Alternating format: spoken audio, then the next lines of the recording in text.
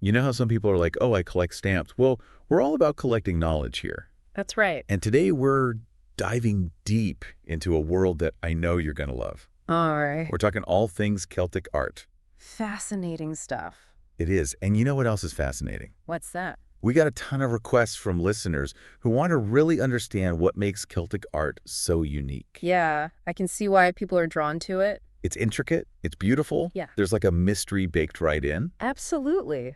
So to guide our deep dives today, Okay. we're turning to Miranda Green's book, Celtic Art, Symbols and Imagery. A classic. It is a classic for a reason. She just takes you so deep into this world. And Yeah. what I love about her approach is she doesn't just throw a bunch of pretty pictures at you. Right. She actually gives you the historical context, the meaning behind the symbols, the different forms that Celtic art takes. That's like a whole new way of seeing. It really is. And we Yeah. even get into like the revival of Celtic art in like the 19th and 20th centuries. Nice. It's a wild ride. But where do we even begin? Right. Green could have started anywhere, but she chose a fascinating entry point. Okay. The Hallstatt culture. Ah, yes. We're talking 800 to 500 BC, way before the Celts were painting those manuscripts that you might be picturing in your head. Yeah, it's a common misconception that Celtic art begins and ends with illuminated manuscripts. Right, like that's just the tip of the iceberg. Exactly. Hallstatt. This is where we see the early seeds of what we now call Celtic identity.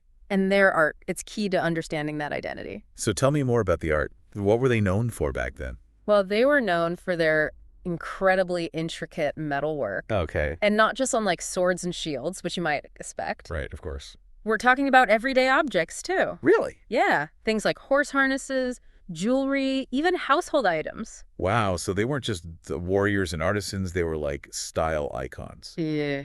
In a way, yes. They took pride in surrounding themselves with beauty and craftsmanship. I love that. Yeah. So they're creating this beautiful metalwork, but it makes you wonder what was the inspiration behind it. That's the million-dollar question, isn't it? It is. And it's something that scholars are still trying to piece together. Right. But one thing's for sure, their art offers some tantalizing clues. Okay. I'm intrigued. Tell me more. Well, one of the most prominent themes you see in Hallstatt art is the depiction of animals. Animals like what kind of animal? We're talking stags, horses, birds, often intertwined with abstract patterns and geometric shapes. Okay, so it's not just like realistic animal portraits, it's more symbolic. Exactly. These animals weren't just random decorations. They held deep meaning for the Hallstatt people. They were probably tied to their beliefs, their myths, and rituals. It's like their art was a way of connecting to something bigger than themselves. Precisely. And Right. that's a thread that we see throughout Celtic art, no matter the time period or location. So they're laying the groundwork for this rich artistic tradition that would evolve over centuries. Exactly. And speaking of evolution, we can't talk about Hallstatt without mentioning what comes next. Latin. Latin, bring it on. Huh? This is where things get really interesting, right? You could say that Latin is where Celtic art really comes into its own. So we're talking about a whole new level of artistry. Absolutely. The Latin period, roughly 500 BC to 1 CE, saw an explosion of creativity and artistic innovation. Give me some highlights. What kind of changes are we talking about? Well, for starters, the Latin style is characterized by its incredible fluidity and dynamism. Okay, I'm picturing those swirling patterns and spirals that people often associate with Celtic art. Exactly. You start to see a lot more of that. Those flowing lines, the intricate knots and interlaced patterns, they become hallmarks of the Latin style. It's like their art is mirroring the energy and movement of the natural world. That's a beautiful way to put it. And it makes sense considering how connected the Celts were to nature. Right, nature was everything to them. Exactly. Their art wasn't just about depicting the natural world. It was about capturing its essence, its energy, its interconnectedness. So it's deeper than just pretty decorations. Way deeper. Latin art wasn't just about aesthetics. It was a way for them to communicate their beliefs, their values, even their stories. Oh, wait, so those intricate designs, they weren't just for decoration. Not at all. They were like visual representations of their worldview. Okay, you've got to give me more on this. Right. What were they trying to tell us through their art? Well, to crack the code, we've got to delve into the symbolism. Let's do it. I'm ready to unlock the secrets of Celtic art. All right. Let's start with one of the most recognizable motifs, the Triskelion. Okay, the Triskelion. That's the one with the three spirals all swirling together, right? That's the one. Now, what do you think those three spirals might represent? Three spirals. Well, knowing the Celts, it's got to be something connected to nature or their beliefs, right? Oh, I got it. One interpretation is that the Triskelion represents the three realms, earth, sea, and sky.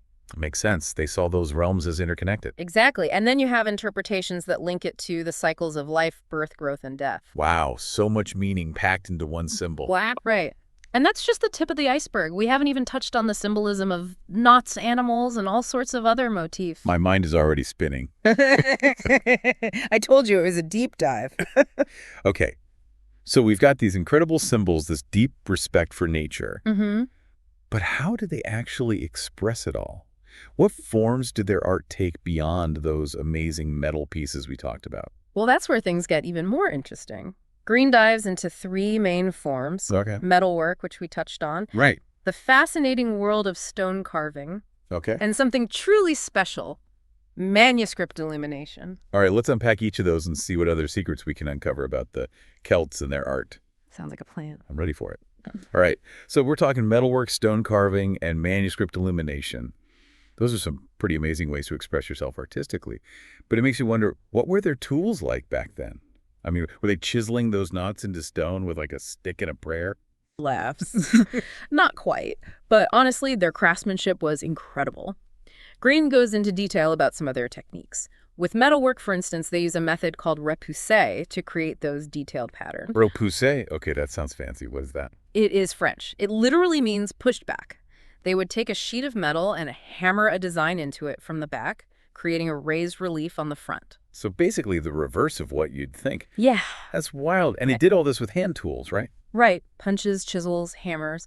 Imagine the precision and skill required to create those intricate knots and spirals with such limited tools. I can barely draw a straight line with a ruler. It boggles the mind. Mm-hmm. And they weren't just working with metal, right? You mentioned stone carving, too. I'm thinking about those standing stones and crosses. Absolutely. Stone carving was another area where they really showcased their artistry. Green talks about how they used a variety of chisels and hammers, often working with incredibly hard materials like granite. And it wasn't just about technical skill, it was the artistry, the ability to envision these complex designs and bring them to life with such detail and precision. It's clear they weren't just craftspeople. They were artists in the truest sense of the word. And they didn't shy away from blending different styles either. That's a great point. Their stone carvings, particularly those incredible high crosses, are a fantastic example of how they blended their artistic heritage with new influences. You see those crosses and you've got these classic Celtic spirals and knots, but then they're interwoven with Christian imagery and symbolism. It's this beautiful fusion of old and new. Exactly. It shows a real openness to incorporating new ideas without abandoning their roots, which I think speaks to their adaptability and creativity. And speaking of creativity, we can't forget about manuscript illumination. From what I've seen in pictures, it's like taking those intricate knots and spirals we've been discussing and bringing them to life in full color. It's like stepping into a kaleidoscope. It's true. And the level of skill and patience required is just mind-blowing. Imagine spending hours, days, even years hunched over a single page, meticulously applying pigments to create these intricate masterpieces. And all of this without the benefit of electricity or magnifying glasses. Like a whole other level of artistry and devotion. And those colors, they weren't just pulling out crayons, right? Where did those pigments even come from? They were masters of their craft in every sense of the word, using natural pigments derived from plants, minerals, even insects to create a breathtaking array of hues. For example, they extracted a vibrant blue from the woad plant, reds and yellows from ochre and other minerals, and even a deep, rich purple from certain sea snails. It sounds like alchemy transforming these raw materials into pure artistry. But it wasn't just about the visual impact, was it? That those colors held deeper meaning as well. You're absolutely right. They didn't just choose colors randomly. Each pigment had symbolic significance, adding yet another layer of meaning to their work. For example, blue was often associated with the other world, and the divine red with warfare and sacrifice, and green with nature and rebirth. So they're weaving together layers of meaning and symbolism using color form and even the materials themselves.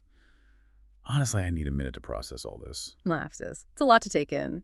But that's the beauty of Celtic art. It's this incredible fusion of technical skill, artistic vision, and spiritual significance. Okay, my mind is officially blown. It's not just about pretty pictures.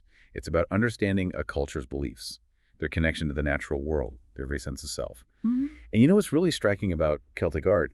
It's not something they just stuck in a museum or on a pedestal. Mm.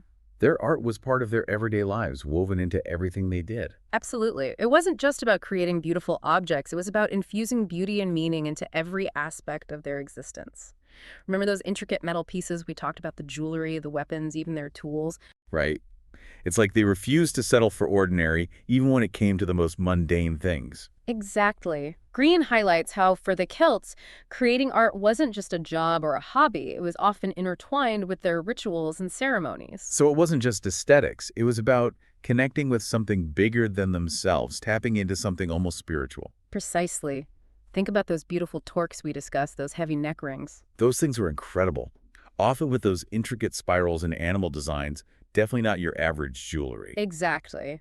They were powerful symbols of status and identity, worn by both men and women, often in battle or during important ceremonies. So it was like wearing a statement piece, but with an extra dose of power and significance. Right, it wasn't just adornment, it was about aligning yourself with the power embedded in those designs. And it's not that different from how we might wear religious symbols or lucky charms today. It's about carrying that belief or energy with you. It's like each piece told a story both about the wearer and about the beliefs of their culture. But it wasn't all battles and ceremonies, right? How did they bring that artistry to their everyday lives? Green talks about how they decorated even the simplest things. Pottery tools, everyday household items, you name it. She even mentions how they'd carve intricate designs into their combs and hairpins. It's like they found a way to elevate the mundane to find beauty and meaning in the everyday objects that surrounded them. And that, I think, is a really powerful takeaway for us today. We're bombarded with mass-produced everything. It's easy to forget to appreciate the beauty in ordinary moments and simple craftsmanship. The Celts remind us that it's all about intention, that even a simple object can hold meaning and beauty. It makes you wonder what they would think of our world today, doesn't it? I mean, we're surrounded by technology skyscrapers, this constant connection. Would they be impressed or overwhelmed? It's fascinating to imagine, isn't it? Part of me thinks they'd be astonished by our advancements, but also maybe a little saddened by how disconnected we've become from nature, from that sense of spirituality in everyday life. And yet here we are centuries later, still captivated by their art, trying to decode those symbols, searching for that same connection they seem to embody so effortlessly. It speaks to something universal, doesn't it? That human need to find meaning and beauty in the world around us, to connect with something larger than ourselves. And Celtic art, in all its intricate beauty, offers a powerful reminder of that timeless desire. It really does. Well, I don't know about you, but I'm feeling inspired. Inspired to find beauty in unexpected places, to infuse a little more meaning into my daily life, or maybe even learn how to carve a spiral or two. Laughs. I think we could all use a little more Celtic inspiration in our lives. So to our listener, if you're feeling inspired to delve deeper into the world of Celtic art, remember, this was just a starting point. There are countless books, museums, and online resources out there waiting to be explored. And who knows? You might even discover a hidden talent for knotwork or calligraphy along the way. And the next time you see a Celtic design, take a moment to appreciate the skill, the artistry, and the layers of meaning woven into its intricate form. It's a legacy that continues to captivate and inspire us centuries later. Yeah. This has been an incredible deep dive. Thanks for joining us on this journey. Until next time. You know, it's like they looked at a simple comb and thought, how can we make this extraordinary? It's true. And it wasn't just about aesthetics either. Those intricate designs often held symbolic meaning, adding another layer of significance to these everyday objects. So it's like even their combs were imbued with like good luck charms or something? In a way, yes. For the Celts, art wasn't just about decoration. It was about infusing every aspect of their lives with meaning and beauty. And maybe even a little bit of magic. Perhaps they did have a strong belief in the other world and the power of symbols. Right, like those torts we were talking about, those weren't just fashion statements. Not at all. Those heavy neck rings were often worn in battle or during ceremonies. They were powerful symbols of status and identity. It's amazing how something so seemingly simple as a piece of jewelry could hold so much significance. Absolutely. And it speaks to the power of art to connect us to something bigger than ourselves, to our history, our beliefs, even our own sense of self. It's like their art with a tangible link to their cultural DNA. Precisely. It's a visual representation of everything they held dear. Their connection to nature, their reverence for the other world, their belief in the power of symbols. It makes you wonder what they would think of our art today. Our technology, our obsession with capturing the perfect selfie. Laughs. It's an interesting thought experiment, isn't it? Would they see our art as a reflection of our values, our anxieties, our dreams? I think there's something to be said for that. It's like looking into a mirror and seeing not just our reflection, but the reflection of our entire culture. Exactly. And maybe that's what makes Celtic art so enduringly fascinating. It offers us a glimpse into a world that was both familiar and utterly alien. A world where art wasn't just something you looked at, it was something you lived. It's like they understood that art wasn't meant to be confined to museums or galleries. It was meant to be woven into the fabric of everyday life. And that, I think, is a lesson we could all stand to learn. Absolutely. Yeah. Well said. Well, this has been an incredible deep dive into the world of Celtic art. It really has. From those early masterpieces of the Hallstatt culture to the intricate knotwork and swirling spirals of the Latin period, we've journeyed through centuries of artistic expression. And we've only just scratched the surface. Exactly. But hopefully we've given our listeners a newfound appreciation for the beauty, the skill, and the deep spiritual significance embedded in every Celtic design. I think we've accomplished that. If you're eager to learn more, be sure to check out Miranda Green's book, Celtic Art, Symbols, and Imagery. It's a treasure trove of information and a great starting point for your own deep dive. And don't forget to keep an eye out for Celtic designs in your everyday life. You'll be amazed at how often they appear and how much they can teach you about this ancient and enduring culture. It's like a treasure hunt for the soul. I love that. Thanks for joining us on this journey through time and artistry. Until next time.